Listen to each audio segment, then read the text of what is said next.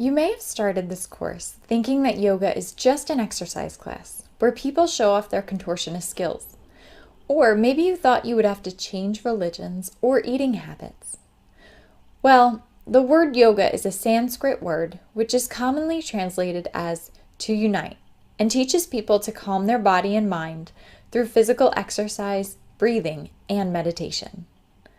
Yoga can be something as simple as using your mind to focus on the feeling of your breath moving your chest up and down as you stand in line at the grocery store, or as complicated as a 3-hour practice, moving and stretching.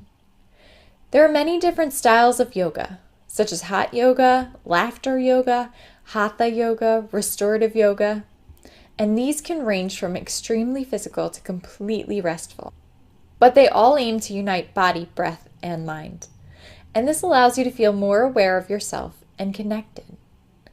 Yoga is not a religion, but more commonly thought of as a science or a philosophy of life.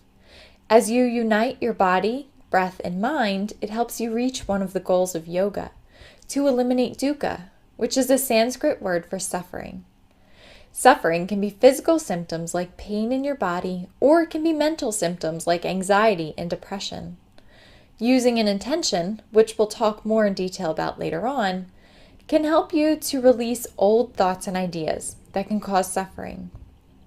Yoga gives you tools to use when your mind is racing or your body is tense and tight due to constant stress.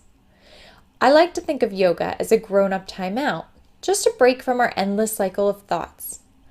Scientists say that we have 12 to 60,000 thoughts per day. 98% of them are the same as the day before, and 80% are negative. This barrage of thoughts is draining, and taking some time out to move from racing thoughts to less stimulating thoughts can allow your mind to de-stress and relax your body.